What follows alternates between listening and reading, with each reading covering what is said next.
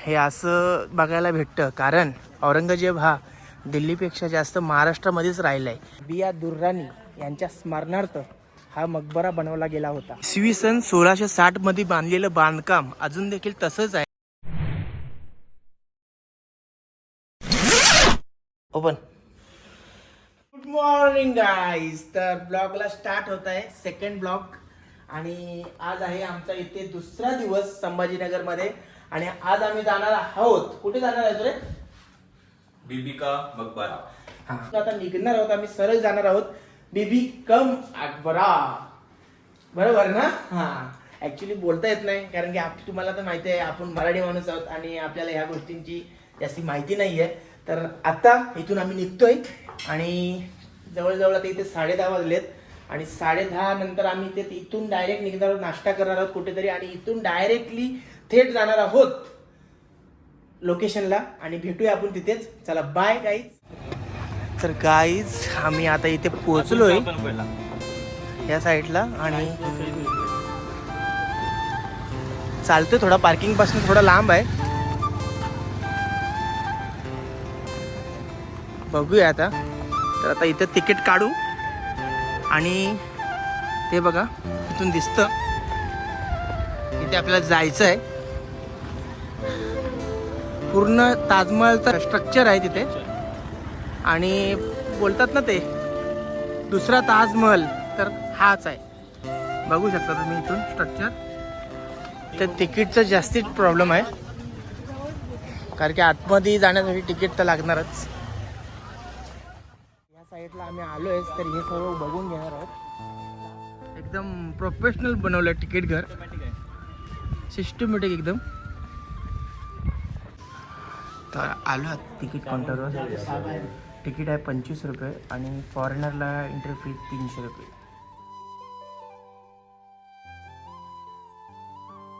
तर आम्ही तिकीट काढलं इथे आणि आता आम्ही जाणार आहोत पुढे लोकेशन मॅप टेम्पल. तिकीट वगैरे काढलं आणि चाललोय आता एंट्रीला. तिकीट कॉइन एंट्री इथे ॲक्च्युली 25 रुपये पर पर्सन तिकीट आहे. हे तिकीट कॉईन आहे, इथे तिकीट नाही भेटत, कॉईन भेटतं. आणि आता आम्ही आतमध्ये जाणार आहोत. काही ऐतिहासिक गोष्टी आहेत तिथे बघण्यासारख्या, तर आम्ही त्या बघणार आहोत.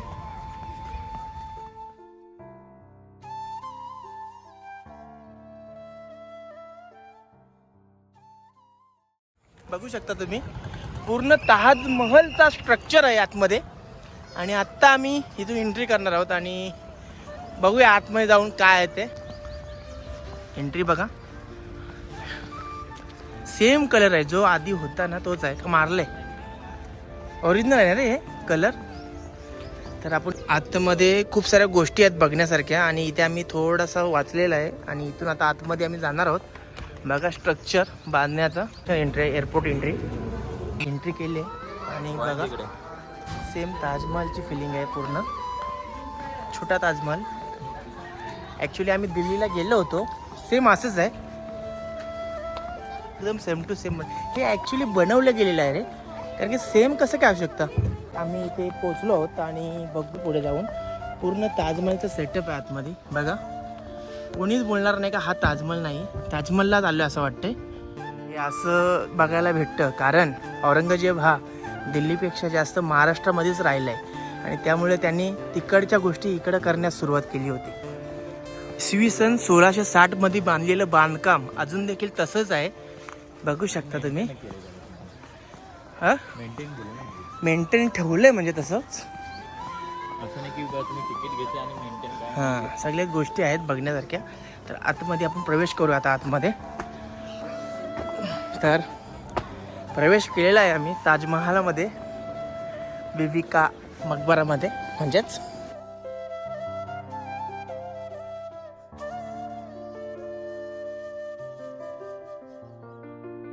इकडे पूर्ण माहिती लिहिलेली आहे, हिंदीमध्ये सुद्धा आहे आणि मराठीमध्ये सुद्धा आहे. तर पूर्ण माहिती तुम्ही कॅचअप करू शकता इथे.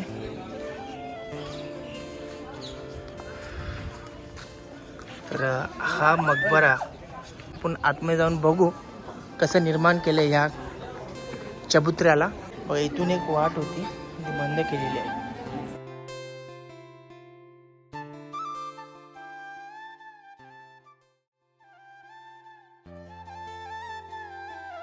तर